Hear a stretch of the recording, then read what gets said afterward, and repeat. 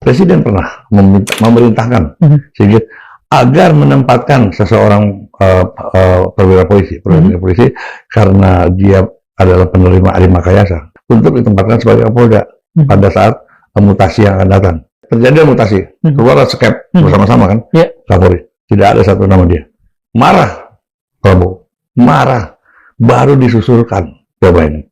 Ini kan melawan perintah. Nah, yang menarik lagi Pak, kalau kita lihat pembentukan pengumuman tim reformasinya polisi yang bentuk Sigit itu dilakukan pada saat presiden tidak berada di dalam negeri. Itu boleh dikatakan apa? Itu kudeta kebijakan Pak. Nggak main-main itu. Apakah Pak Kapolri itu menurut sumber-sumber intelijen yang Bapak dapatkan sudah mempersiapkan pengganti lah? Sudah ada calon 2 orang pengganti Kapolri. Hanya 2. Satu Wakapolri, Dadi. Pak Dadi ya? Terus kemudian satu Kepala BNN, Suyudi ya. Isu ini kemudian ditambah dengan isu bahwa nama ini 2 sudah masuk ke DPR melalui surat presiden. Saya berdasarkan keterangan dari pihak DPR, nggak ada surat itu. Ini kan semacam kayak fait accompli presiden. Fait accompli presiden. Padahal presiden sama sekali belum. Dan kemungkinan besar bukan ini namanya nantinya. Catatan-catatan intelijen Bapak, kira-kira siapa yang sebetulnya tengah digadang-gadang meskipun secara silent misalnya Pak di sisi Prabowo? Saya nggak bisa sebut namanya, tapi dia masih bintang 2 sekarang.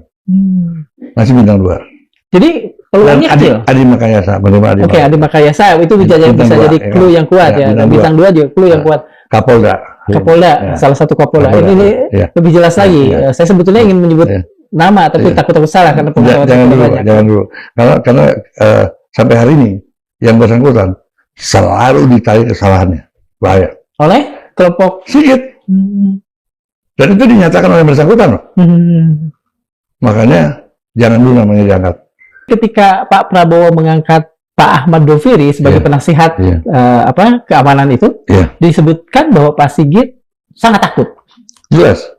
Doviri adalah sosok polisi yang selama ini membongkar kebobrokannya kepolisian, terutama kasus Sambo.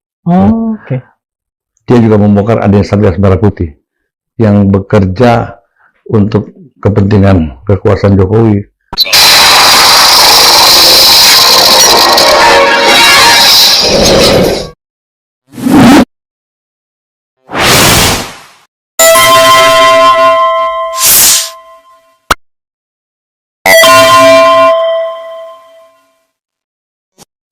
Refli Harun People's Opinion.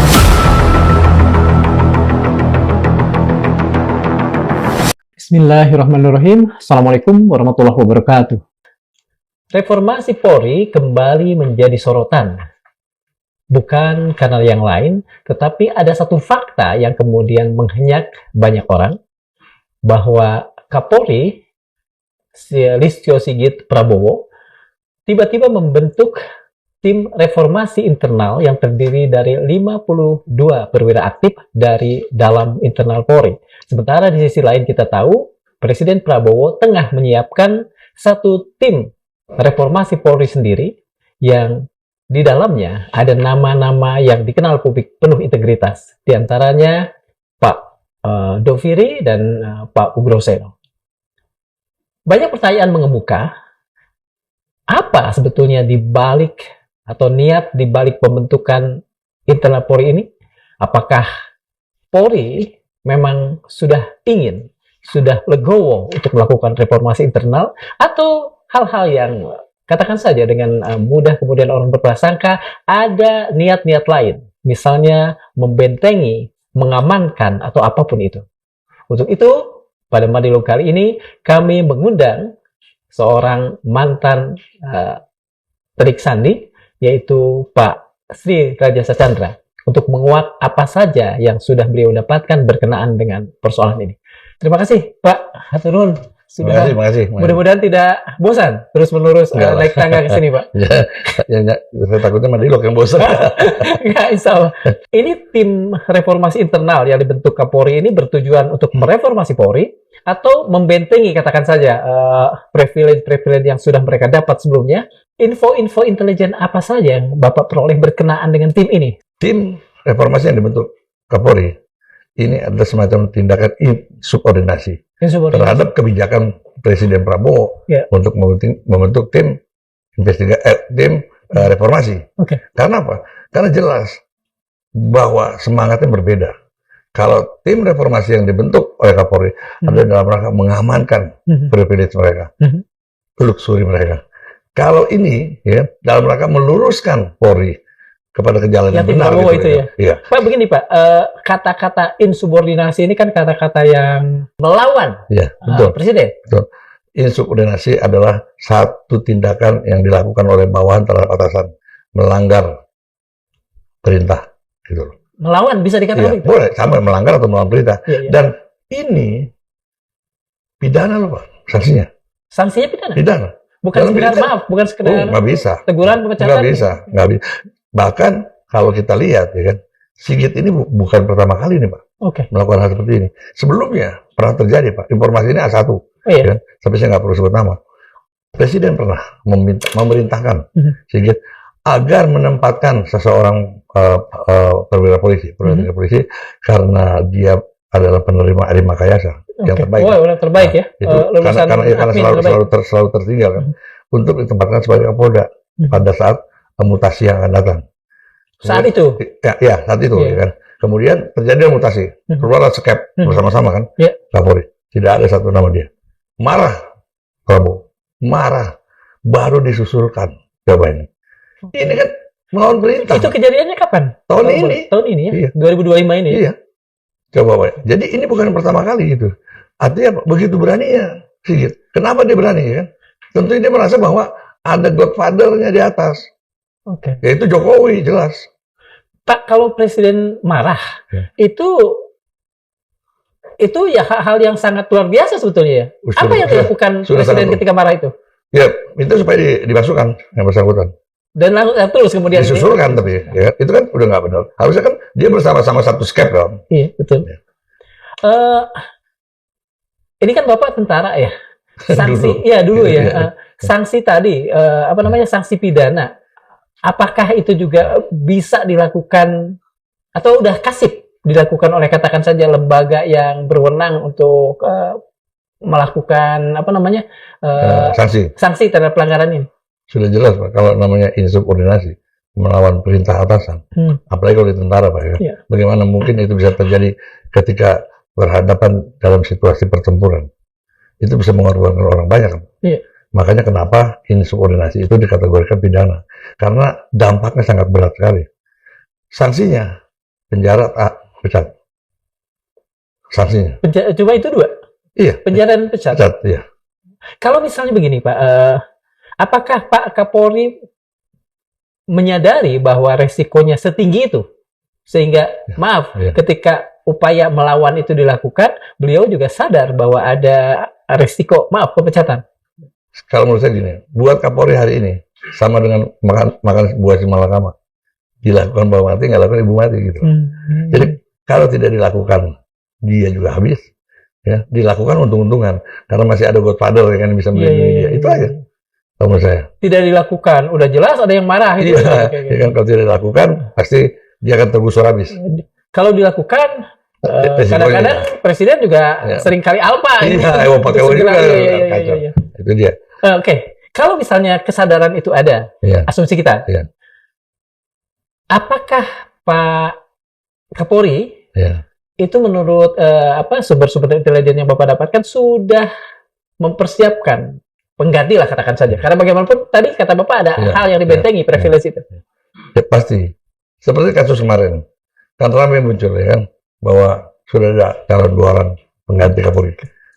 Hanya 2 maka disebut ditekankan pada saat itu. Ditekankan oleh? Ya artinya oleh banyak pihak yang kita nggak tahu siapa mereka gitu kan. Kan kita lihat Kapolri kan basarnya juga banyak, apalagi basar Jokowi. Ya. Kemudian muncul bahwa dua itu yang paling pantas. Satu Wakapolri, ya, Siapa Wakapolri, Pak? Dadi. Pak Dadi ya? Ya, terus Siapa? kemudian satu ke ketua kepala BNN, Oh, ya, dua. Dan bahkan yang kepala BNN ini Pak Suyudi ya. Suyudi, Ya. oke. Nah, yang menariknya lagi, isu ini kemudian ditambah dengan isu bahwa nama ini dua sudah masuk ke DPR melalui surat presiden. Saya berdasarkan keterangan dari pihak DPR, nggak ada surat itu. Belum ada surat. Belum ada. Artinya apa, ya kan? Coba di framing, ya kan? Ini kan semacam kayak memfaita komplit presiden. Iya, fait accompli, Iya, betul. fait accompli presiden. Padahal presiden sama sekali belum. Dan kemungkinan besar bukan ini namanya nantinya. Oke. Nah, tentang fait accompli sendiri, Presiden sudah sadar ada upaya fait accompli ini. Pasti, Pak. Pasti. Makanya presiden diam seribu bahasa untuk menanggapi ini. Nggak ada. Tidak ditanggapi sama sekali. Karena apa? Karena ini satu tindakan yang benar-benar memojokkan presiden. Ini kan bukan sekedar tadi ya, bukan sekedar indikasi. Kalau sudah fait accompli kan jelas-jelas. Jelas lah. Kan sudah muncul namanya Iya, juga. iya, iya. Namanya juga sudah muncul. Oke, ini ada dua nama yang kemudian mengemuka. Kalau kita coba analisis lah, Iya. kalau kita sebut kupas kan kayak Iya, iya, iya. Kalau Pak Wakapolri Dadi nih, Komjen mungkin Pak ya? Iya. Eh, Ya jelas lah, itu kan putra mahkota yang disiapkan oleh Sigit. Oke. Makanya ditaruh sebagai Wakapolri. Termasuk Suyudi juga. Begitu cepat karir dia dari Kapolda Banten langsung diangkat kepala BNN. Sementara kepala BNN sendiri marah waktu itu kan. Karena penggantian ini. Karena penggantian mendadak. Gitu loh. Nah, dari situ saja bisa kelihatan bahwa ada upaya yang terstruktur, terorganisasi, bagaimana melanjutkan suksesinya Sigit di Polri. Jangan sampai ada pihak luar yang masuk. Atau bukan gerbong mereka gitu Pak. Tapi mudah-mudahan saya yakin bahwa ini sudah terbaca oleh Presiden. Bapak memakai kata mudah-mudahan. Jadi sebetulnya belum juga ya? Bukan belum, artinya gini. Dari pihak-pihak lingkungan istana, ini sudah terbaca. Oke. Sudah terbaca. Ini kan Bapak tadi masih membuka serba sedikit Ya. tentang sesuatu yang Ya. barangkali sudah ada di tangan Bapak, Ya, catatan ya. dan sebagainya. Saya minta lebih dalam lagi kita Ya. mengulik dua calon yang dipersiapkan oleh Kapolri ini, Pak.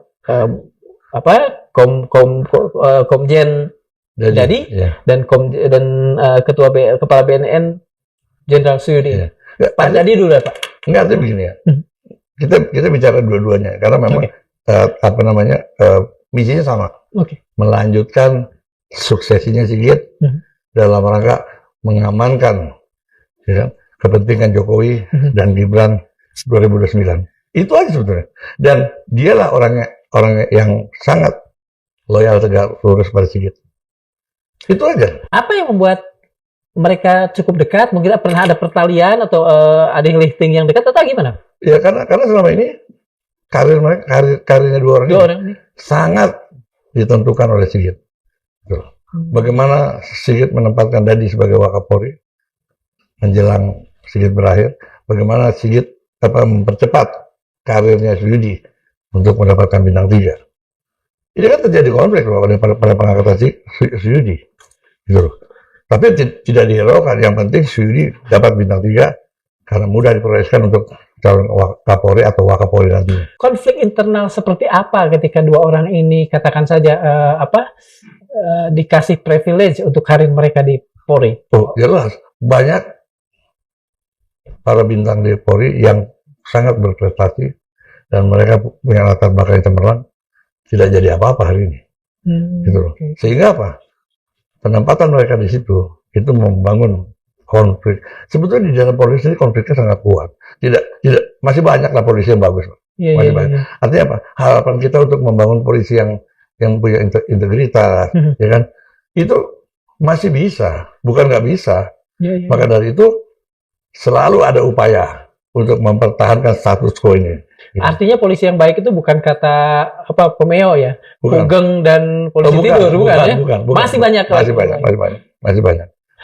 Apakah dua orang ini, Jenderal Dadi dan Jenderal Suyudi ini, melompati beberapa angkatan di atasnya nggak? Sebagaimana biasa? Yang jelas dia tidak melompati, tapi masih banyak polisi lain yang lebih mampu daripada mereka berdua untuk menduduki jabatan itu gitu. Apalagi kemudian digadang-gadang jadi Kapolri. Masih banyak Pak. Betul. Polisi yang lain. Pak, kalau boleh tahu, ini kan dari sisi Pak Kapolri ya. Ya. Kalau dari sisi Pak Prabowo, barangkali catatan-catatan intelijen Bapak, Ya. kira-kira siapa yang sebetulnya tengah digadang-gadang meskipun secara silent misalnya Ya. Pak, di Saya- sisi saya- Prabowo? Saya nggak bisa sebut namanya, tapi dia masih bintang 2 sekarang.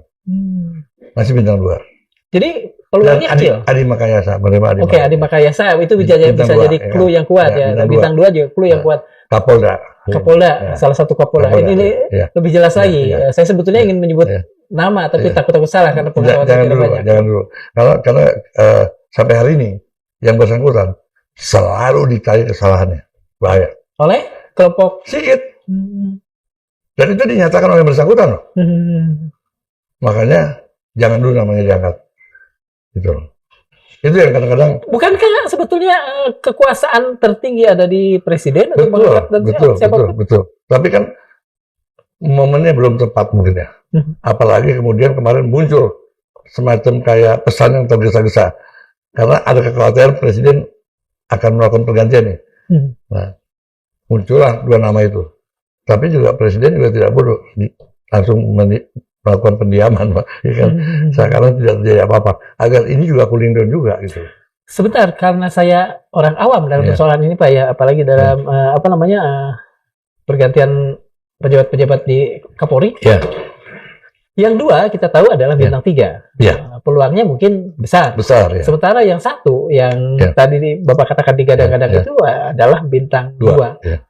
Apakah tidak akan ini Pak? Tidak akan Pak, jadi persoalan? 2 kali kejadian di Polri. Dalam 2 malam Ya. terjadi kenaikan pangkat 2 kali. Bintang 3 kemudian bintang 4 Kapolri. Oh, oke. Coba Bapak lihat di dalam sejarah polisi. Siapa yang 2 orang ini Pak? Kalau nggak salah yang kubisa itu betul ya. Atau Sujarwo? Bukan, ke sini dari Ke ke sini. Bekas Kapolda Banten.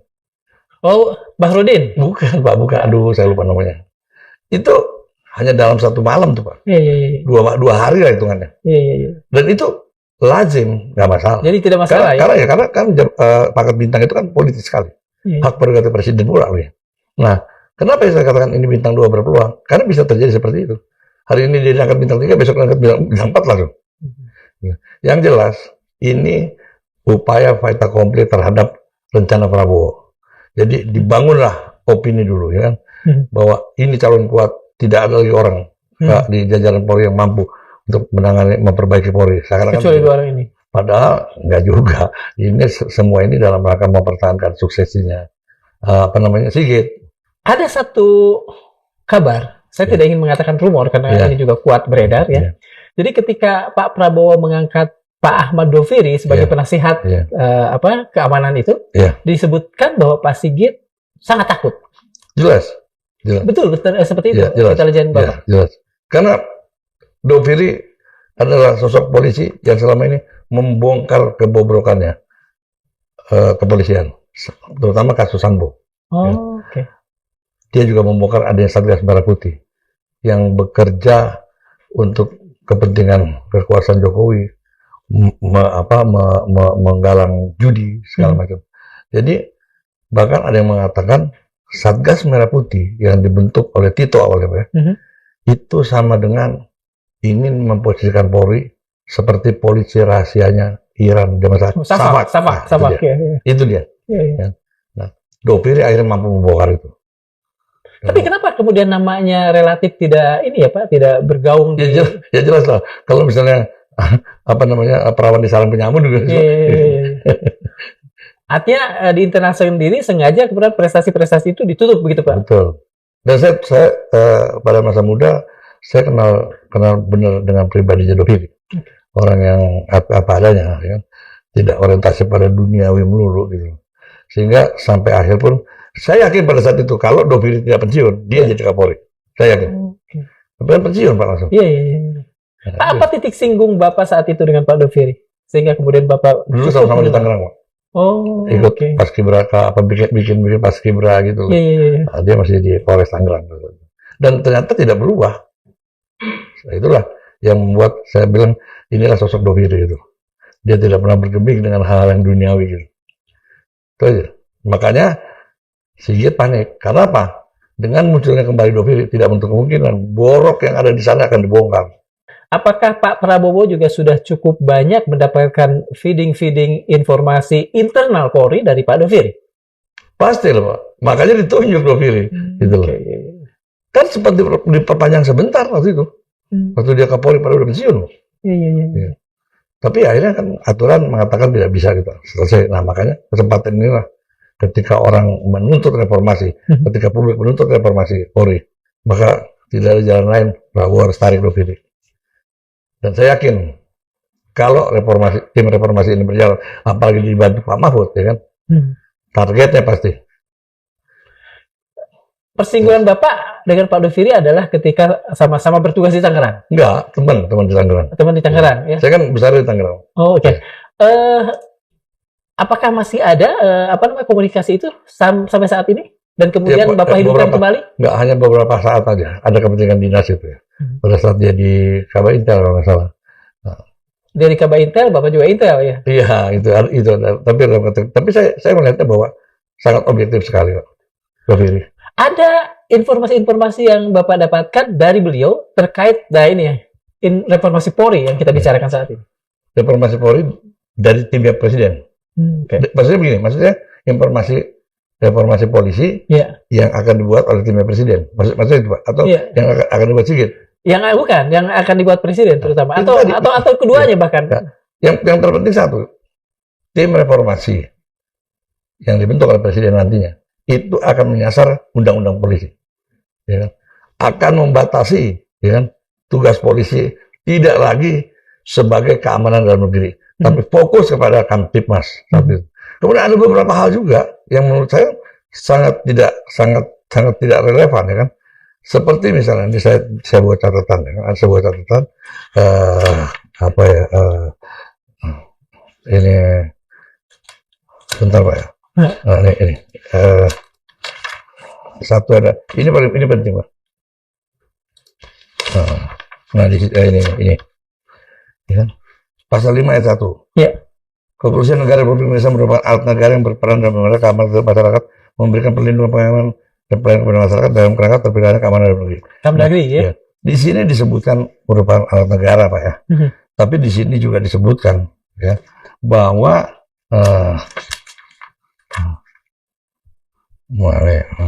nah pasal 2, fungsi kepolisian negara adalah salah satu fungsi pemerintahan negara di bidang pemerintahan keamanan. Nah, ini sangat kontradiksi sekali, Pak. Ketika menyangkut fungsi pemerintahan negara, itu adalah domainnya Presiden, Pak. Gitu loh. Dia melaksanakan fungsi alat negara harusnya. Ya kan?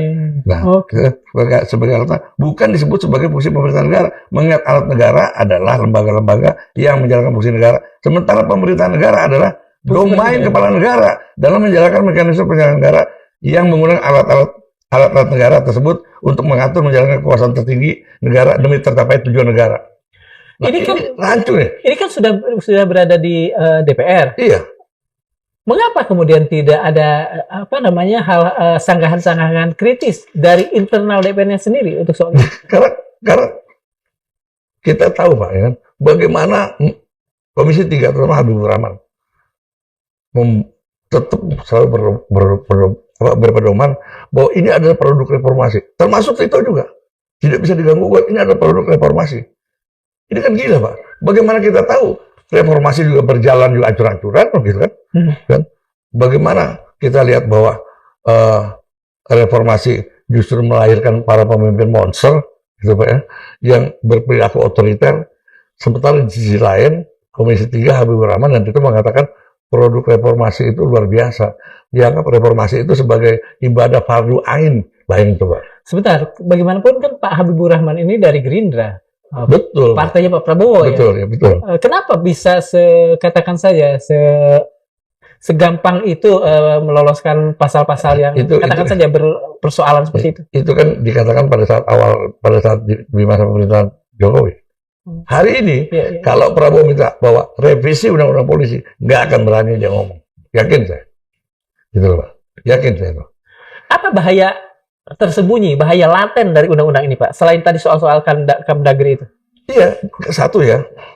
Ketika polisi menempatkan tugasnya pada tataran keamanan dalam negeri, bisa bayangin Pak, berapa banyak institusi yang berpangkas tugas dan tanggung jawabnya.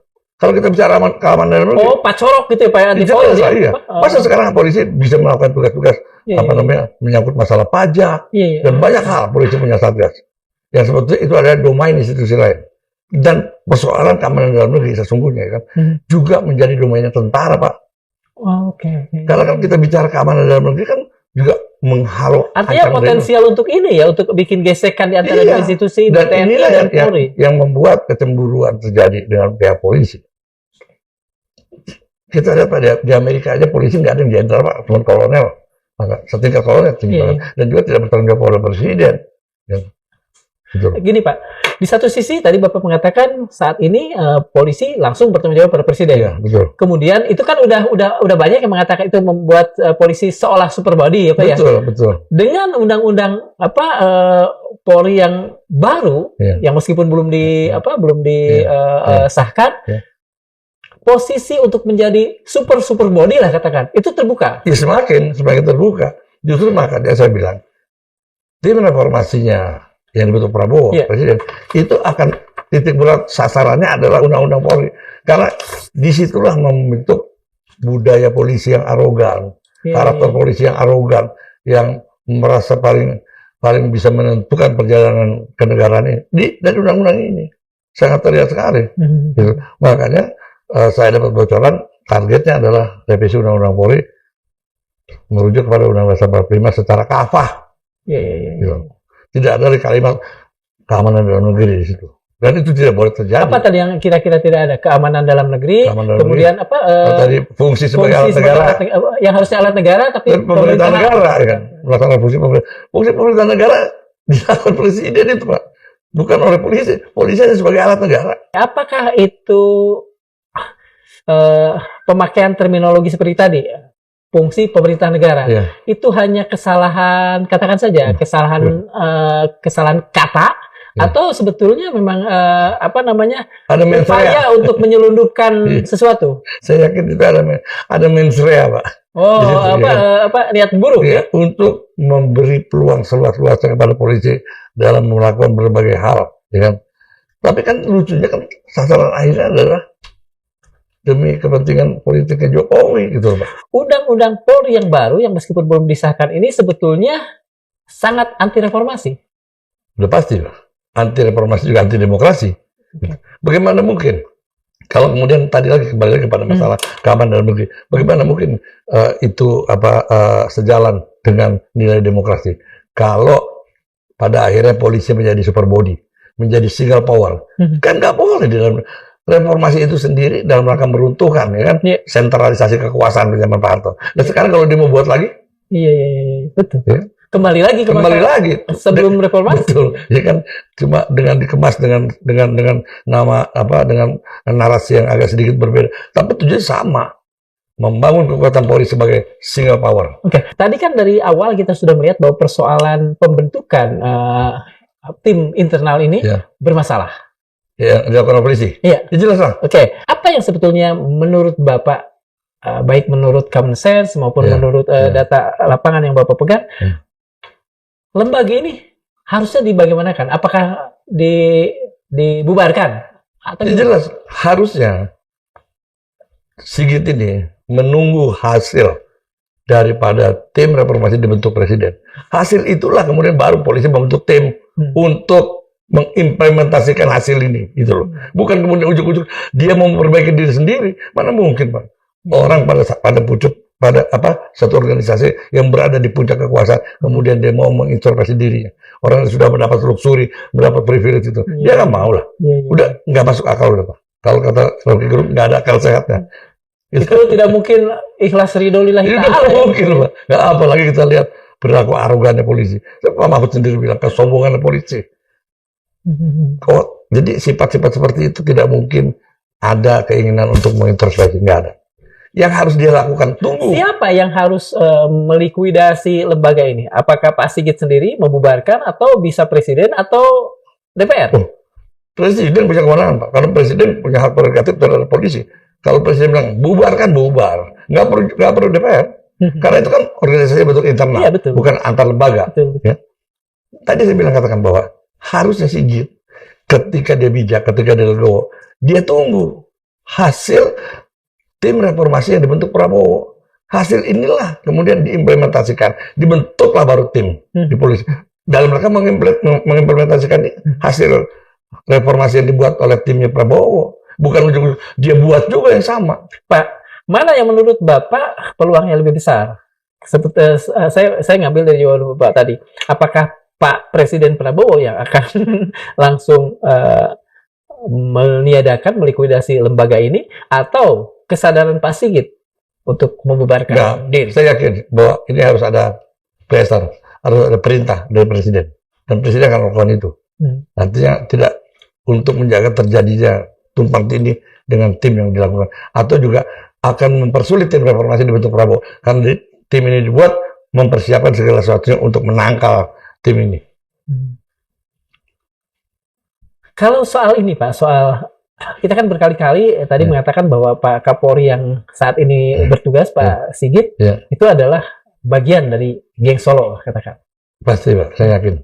Begitu Pak ya? Bagaimana dia tidak menjadi bagian dari ketika pemilu kemarin juga dia cawe-cawe, pemilu yang lalu juga dia cawe-cawe, ya kan? Artinya apa? Besar peran polisi memenangkan Jokowi, juga memenangkan Gibran kemarin. Pak, kalau tadi Bapak mengatakan seperti itu, 2024, sementara pada 2024 kan pasangannya adalah pasangan Pak Prabowo dengan Pak Gibran. Apakah ada persoalan ini pun sebetulnya ada sedikit menghambat psikologis Pak Prabowo untuk dari kemarin-kemarin melakukan sesuatu yang tegas? Secara manusiawi itu pasti ada. Kita tahu ya bagaimana sebenarnya Prabowo itu orang yang paling ewo-pakewa, atau mungkin tingkat kebijaksanaan cukup tinggi. Bapak tahu bahwa siapa sekarang yang menjadi Menko Polhukam? Pak Jamari Caniago. Dia adalah orang yang ngotot mau memecat Prabowo pada masa itu dulu. Pada saat Pak Kostrad berarti? Iya. Jamari Caniago orang yang paling kencang. Tapi apa yang terjadi? Saya yakin pada saat Jamari Caniago dia akan dari Menko Polhukam, dia juga malu setengah mati sebetulnya, ya kan? Kok bisa gitu loh Prabowo bersikap kesatria seperti itu? Dan kita tahu semua, Pak. Kita tahu semua bagaimana kondisi Jamari Caniago pada saat itu, ya kan? Dan kemarin gitu loh, Pak. Itu kan luar biasa. Nah, kita takut juga ini terjadi pada Sigit, ya kan? Apalagi kemudian merasa Sigit punya jasa yang begitu besar sampai membuat pasangan itu meraih kekuasaan negara, ya. Ini juga ada faktor. Cuma, ya kan, pihak-pihak yang ditunjuk seperti siapa, Doviri, ya. Ini saya yakin Prabowo tidak akan melihat, tapi Doviri yang akan terlibat, atau mungkin Mahfud MD yang akan lebih keras terhadap niat untuk mereformasi polisi. Ini kan gulirannya udah agak lumayan beberapa hari nih Pak ya, sejak tim itu menyeruak ke pembukaan. Kalau dalam catatan Bapak, bisik-bisik atau apapun namanya, selain tadi Bapak menyebut 2 orang, Pak Ahmad Doviri, Pak Mahfud, tolong dong nama-nama lain yang kira-kiranya akan mengisi tim reformasi. Kalau saya menginginkan bahwa ada pelibatan dari komponen masyarakat lainnya, akademisi, ya, praktisi hukum, itu terlibat. Tapi yang jelas penjurunya 2 itu Pak, Doviri, Mahfud MD. Nah yang menarik lagi Pak, kalau kita lihat pembentukan pengumuman tim reformasinya polisi yang dibentuk Sigit, itu dilakukan pada saat Presiden tidak berada di dalam negeri. Itu boleh dikatakan apa? Itu kudeta kebijakan loh Pak. Nggak main-main loh itu. Iya. Ketika Presiden tidak ada di dalam negeri. Itu kalau itu kan jelas melawan ya. Apakah itu juga kita hitung sebagai ini kesalahan ketiga, insubordinasi ketiga? Iya jelas lah. Kan satu hal yang tidak biasa Pak. Apa sih susahnya kalau misalnya Sigit, kalau niatnya baik ya, nggak ada meternya, tunggu dong Presiden pulang. Atau barangkali sekarang kan canggih, mungkin sudah telepon. Oh nggak bisa Pak, itu lain Pak. Ketika Presiden ada di dalam negeri, kan? Itu beda Pak. Kalau misalnya melalui pertemuan. Dan rasanya juga tidak etis membicarakan tentang persoalan yang begitu krusial melalui telepon. Presiden juga banyak kegiatan di sana kan. Jadi ini jangan dipandang sebagai satu hal yang tidak ada latar belakang yang sangat Jangan berbahaya. dianggap hanya persoalan teknis gitu. Iya, jangan dianggap hanya persoalan waktu dan segala. Iya, iya, iya. Ketika presiden tidak ada, Sigit membuat kebijakan yang sangat strategis sekali. Ya. Ini bahaya, Pak. Oke. Sepengetahuan Bapak, untuk persoalan ini ada teguran nggak? Entah dari presiden atau mungkin presiden ngomong ke siapa kemudian. Kalau saya mendapat informasi, presiden sangat-sangat pertama bingung, kedua marah. Ada apa ini gitu loh? Iya, iya, iya. iya. Kenapa tidak tunggu saya? Kenapa tidak berkonsultasi dengan dengan pihak yang sudah dibentuk, dengan Doviri misalnya? Harusnya begitu. Doviri nggak tahu. Gitu. Berarti kan sesuatu yang sebetulnya sudah sangat apa ya, merusak tatanan pengelolaan negara ini, Pak. Apa yang dilakukan oleh Sigit ini. Di satu sisi itu, di sisi yang lain sudah sangat berani juga, Pak. Oh iya, itulah makanya saya bilang, ini adalah kudeta kebijakan. Kebijakan Prabowo benar-benar dikudeta dengan kebijakan Sigit. Gitu. Tapi targetnya berbeda kan. Yang satu dalam rangka mempertahankan privilege-nya, ya. Yang satu lagi kan untuk membersihkan ini. Berapa lama menurut Bapak, ini kan kita sedang menunggu ya, kira-kira berapa lama lagi tim bentukan Kapolri ini akan dilikuidasi, dihilangkan? Kalau saya mendengarnya ini belum bisa berjalan. Ini belum bisa berjalan. Yang tim yang dibentuk oleh Sigit belum berjalan. Iya, iya, iya. Padahal mereka terdiri dari 52 perwira loh, Pak. Ya, polisi semua kan, Pak ya. Iya, iya. Itu tidak lazim lah, tidak lazim dimanapun. Tidak. Banyak pihak yang mendaki bahwa tim reformasi itu harus independen. Nggak bisa enggak. Apalagi dengan kondisi seperti kita lihat kan Sigit bagaimana ngedableknya gitu loh. Banyak hal ya kan yang sudah ditekankan pada nggak pernah tuh dianggap. Pak, dari 52 ini catatan Bapak berapa jenderal itu semuanya jenderal? Enggak, ada perwira menengah juga. Ada perwira. Kebanyakan tapi jenderal. Ya, pucuk pimpinan jenderal. Yang jelas gini, Pak. Sebetulnya Kalau kita menamakan ini sebagai Dewan Jenderal, iya, Dewan Jenderal Polisi. Iya.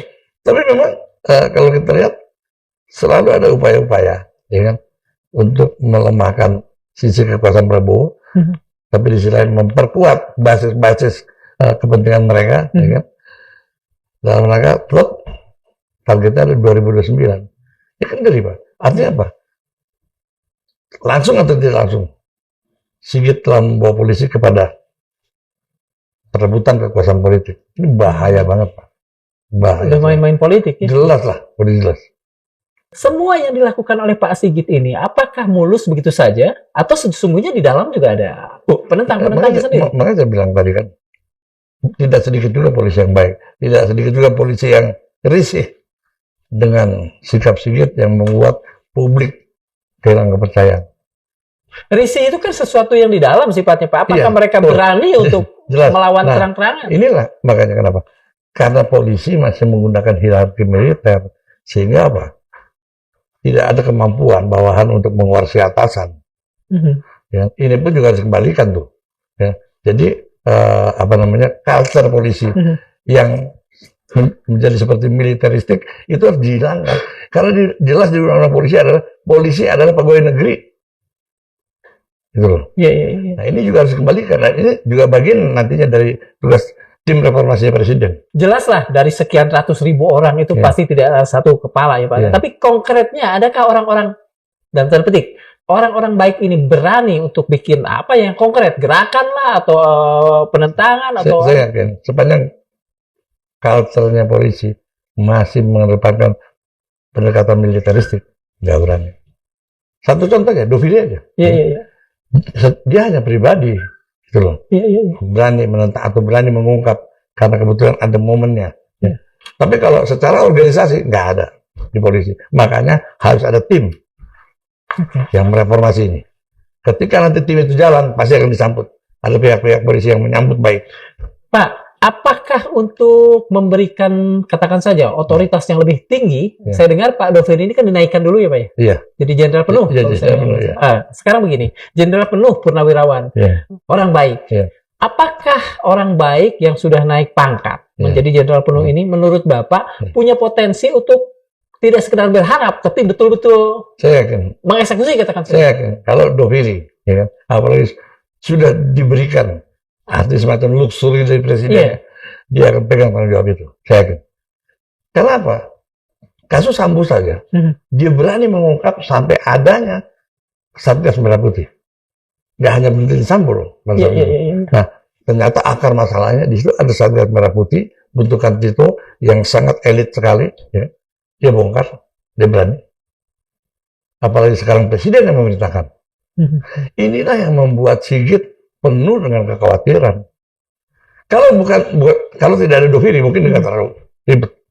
Tapi dengan masuk Doviri, karena Doviri tahu persis boroknya mereka semua.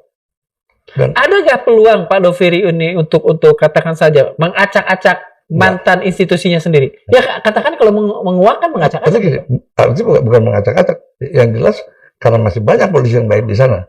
Tindakan Doviri ada dalam rangka memperbaiki citra polisi dan pasti didukung.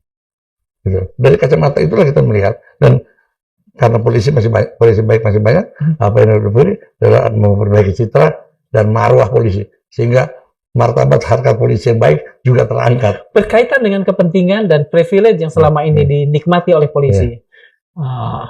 Reformasi, perbaikan atau apapun namanya kan akan menghilangkan privilege ini.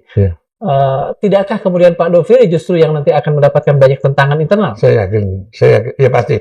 Kalau tantangan internal ada, tapi juga tidak sedikit dukungan untuk Doviri. Gitu loh. Karena apa? Sekarang kita pedomannya gini, Pak. Sigit ini sudah benar-benar berkhianat pada Undang-Undang 45 loh. Nggak main-main. Ya. Dia abaikan itu semua untuk kepentingan kelompoknya sendiri. Saya yakin memang ada pasti tantangan, tapi juga tidak sedikit dukungan untuk Doviri. Karena juga masih banyak polisi yang baik juga ingin citranya juga baik. Ya. Sekarang ini kan polisi seperti kena sakit kusta, Pak. Ya. Pak, kalau misalnya tadi saya kembalikan ke awal bahwa sebetulnya jauh di belakang semua ini adalah otoritas kuat yang masih ada di Solo, katakan seperti itu. Apakah persoalan reformasi Polri ini akan menjadi persoalan to be or not to be juga bagi mereka untuk jelas. Karena ini salah satu pintu masuk juga, bertahan atau hancur buat Solo, gitu Pak. Kalau reformasi ini berjalan on the track, hancur. Kalau cerita hancur, makanya ya kan selalu dibuat pesaing, ya kan, selalu dibuat buffer zone, ya kan, untuk menghalangi upaya-upaya presiden, ya kan, memperbaiki negara ini. Salah satunya reformasi Polri ini, gitu loh Pak. Seberapa kuat nanti presiden dengan tim Pak Doviri, Pak Mahfud ini bisa bertahan dari semua nih? Artinya nanti ada geng Solo, ada internal Polri yang tadi Bapak sebutkan, mungkin juga ada bantuan-bantuan logistik dari oligarki dan sebagainya. Betul. Bapak yakin nggak Pak Prabowo sanggup untuk itu? Di sinilah saya melihat masih 50-50 ya. Tapi ya kan, ketika presiden memberikan penuh kewenangan kepada Doviri dan Mahfud, saya yakin akan ada perubahan, walaupun ya kan tidak secara keseluruhan, tapi poin-poin strategis akan berubah. Itu aja. Walaupun tidak keseluruhan, tapi poin-poin strategis akan berubah. Karena apa? Karena targetnya adalah di Undang-Undang Polri ini. Kalau undang-undang ini tidak berubah, ya kan, hanya basa-basi reformasi saja, nggak bakal. Nggak bakal. Undang-undang Polri yang dirubah. Beberapa poin tadi, nggak bisa enggak. Karena itulah yang memberi kekuasaan Polri. Apa yang masih bisa publik lakukan? Di satu sisi kan melikuidasi tim internal Polri ini adalah otoritas presiden. Kata Bapak tadi nggak usah DPR. Tapi kalau misalnya kita coba berharap, sementara ini persoalannya adalah persoalan real, apa yang masih bisa dilakukan publik untuk meminta, memaksa atau apapun namanya agar tim internal ini segera dibubarkan? Kalau memang masih bisa, ya kan? Tuntutan 17/8. Tambah satu lagi nih, revisi Undang-Undang Polri. Sementara ini kan kita lihat publik merasa keberatan dengan polisi. Betul. Tapi kenapa tidak ada tuntutan kepada polisi? Betul. Revisi Undang-Undang Polisi harus, nggak bisa enggak. Karena juga tidak sejalan dengan Undang-Undang 45, bayangin aja. Tidak sejalan sama sekali. Baik. Karena terminologi Kamtipas dengan keamanan dalam negeri beda. Karena di dalam keamanan negeri polisi itu posisi sekecil, hanya mengayomi masyarakat, melindungi masyarakat. Masih ada persoalan besar untuk keamanan dalam negeri yang bukan punyanya polisi, gitu loh. Milik instansi-instansi lain. Iya, jelas lah. Laut kan, Bakamla ya. Nah, iya kan, ada yang menangani. Terus kemudian di bidang treasure keuangan juga ada yang menangani. Bukan semua polisi, sekarang polisi semua. Banyak pekerjaan-pekerjaan institusi lain yang di take over kepada polisi. Sementara belum tentu juga polisi mampu. Jadi ada satu anekdot yang mengatakan bahwa semua polisi bisa lakukan, kecuali Kamtibmas. Iya benar. Tugasnya sendiri ya. Iya. Semua bisa dilakukan polisi, kecuali Kamtibmas. Tadi Bapak mengatakan bahwa upaya untuk mengubah, merevisi Undang-Undang Polri ini itu datang dari Pak Prabowo karena kesadaran beliau. Iya, harusnya. Iya. Oh, harusnya. Berarti Bapak belum firm bahwa Pak Prabowo sudah meminta, mungkin langsung, meminta langsung. Arahan ke arah situ sudah. Oke. Tapi kemudian, ya kan, harus diikuti dengan tekad kuat merealisasikan itu, gitu, Pak. Ya, kalau arahan ke situ sudah ada bahwa target reformasi Undang-Undang Polri. Cuma kan harus diikuti dengan implementasi. Implementasi kan butuh kekuatan moral mentalnya Prabowo. Iya. Apalagi di jajaran DPR kan, itu kan Gerindra sekarang, kenapa susah? Iya. Bapak firm paling tidak 2 orang ini yang sudah disebut-sebut berada dalam tim itu, Pak Doviri sama Pak Mahfud, akan all out untuk melakukan pengubahan, revisi Undang-Undang Polri. Yakin saya, yakin. Tinggal sekarang delegasi perintah dari Presiden. Itu Bapak dapat dari mana, Pak? Ini source dari mata-mata, kegiatan mata-mata nih, Pak. Ya, udah. Saya yakin itu. Saya nggak bisa maksa apa lagi, Pak, kalau Pak. Nggak main-main, gini nggak main-main. Jadi dengan munculnya tim reformasi Polri inilah yang jadi membuat persoalan jadi kayak main-main ini, nanti orang opini terbentuk kan begitu. Yang Bapak maksud tim reformasi internal tadi, Pak? Iya, gitu loh. Ini kan terbentuk opini kan. Loh, kok jadi kayak gini? Jangan-jangan nanti mereka kerjasama gitu kan antara tim ini. Padahal enggak. Tetap tim reformasi Polri yang dibentuk Presiden akan jalan sendiri. Sasarannya sudah jelas. Gitu. Tim reformasi bentukan Presiden ini, Bapak yakin tidak akan bisa dicawe-cawe lah ya? Yakin. Yang penting satu, Pak. Delegasi penuh kewenangan kepada tim reformasi. Ini. Meskipun di sisi lain tim internal ini datang dengan 52 perwira ya, jenderal-jenderal di antaranya. Benar-benar insubordinasi, benar-benar nanti kita perkarakan tuh. Oke. Terima kasih, Pak. Pada akhirnya, pertaruhan reformasi Polri bukan pada siapa yang memimpin tim, Kapolri atau Presiden, melainkan pada kejujuran menghadapi luka lama. Luka politisasi, luka nepotisme, luka korupsi, hingga luka darah rakyat yang jatuh di jalanan. Tanpa pengakuan jujur, semua tim reformasi hanyalah ilusi, cermin berhadapan yang memperbanyak bayangan tapi tak pernah menunjukkan wajah asli. Madiun Forum Keadilan selalu berdiri di titik ini, menolak reformasi kosmetik, menolak kompromi di atas penderitaan rakyat. Kita tahu, kekuasaan yang tak dikendalikan hukum akan berubah menjadi kekerasan. Dan polisi, wajah sehari-hari negara di mata rakyat, harus tunduk pada hukum, bukan, sama sekali bukan, pada penguasa. Nabi Muhammad SAW bersabda, sesungguhnya kebinasaan orang-orang sebelum kamu adalah karena apabila orang terpandang di antara mereka mencuri, mereka biarkan. Tetapi apabila orang lemah di antara mereka mencuri, mereka tegakkan hukum setegak-tegaknya di atasnya. Hadis riwayat Bukhari dan Muslim.